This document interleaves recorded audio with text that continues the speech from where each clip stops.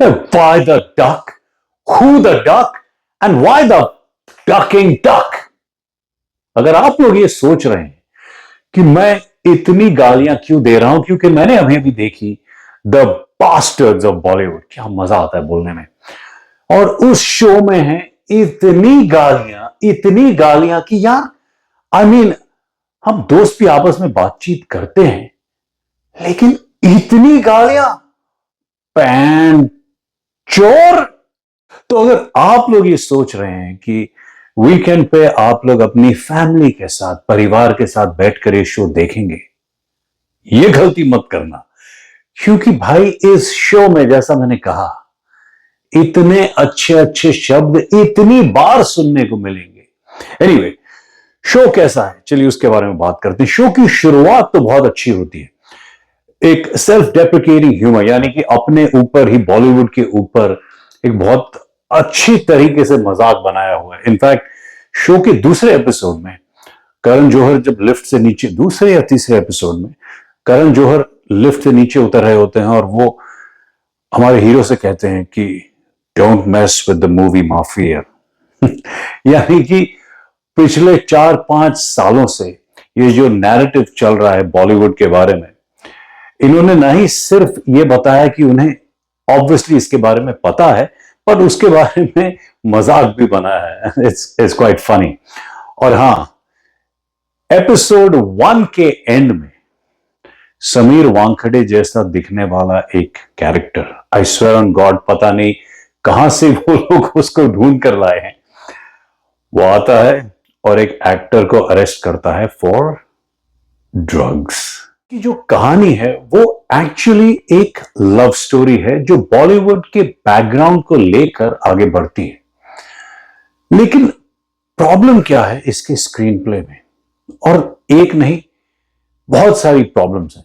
हमारा जो हीरो है आसमान सिंह, वो एक बहुत बड़ी हिट फिल्म दे चुका है, और उसके बाद भी इस पूरे वेब सीरीज में वो एक चौल में रहता है, एक टूटे फूटे मकान में, और एक गाड़ी भी अफोर्ड नहीं कर सकता है, और पूरे सीरीज में वो अपने दोस्त की टूटी फूटी गाड़ी में घूमता है।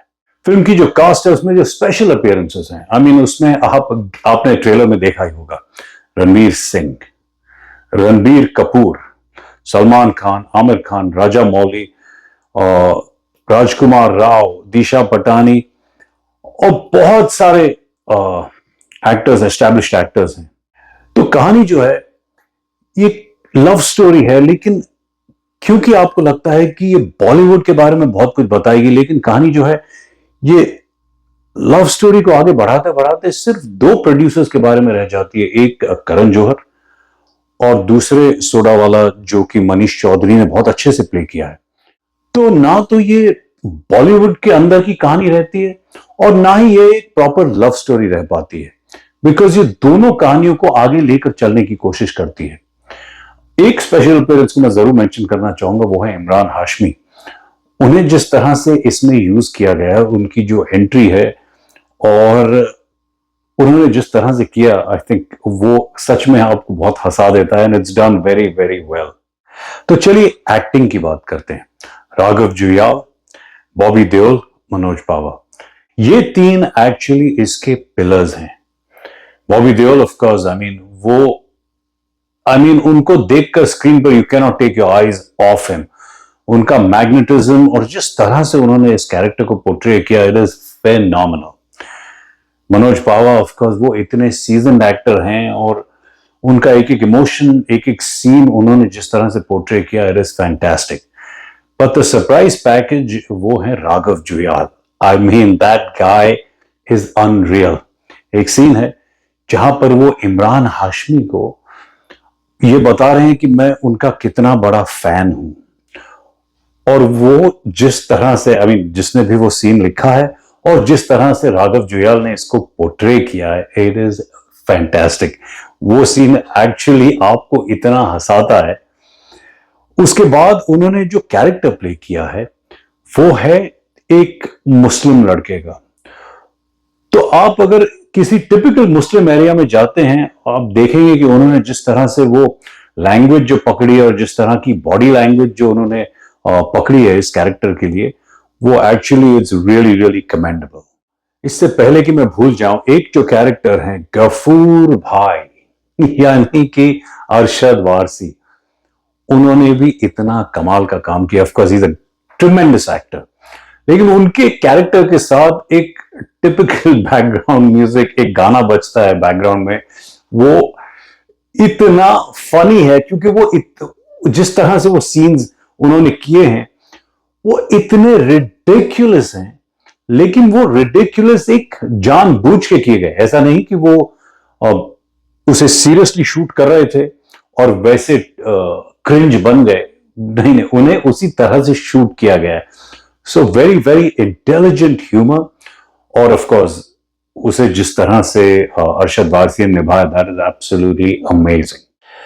तो अभी बात करते हैं हम इस वेब सीरीज के लुक के बारे में, इसका सिनेमाटोग्राफी, डायरेक्शन, ये सब किस तरह से किया गया है।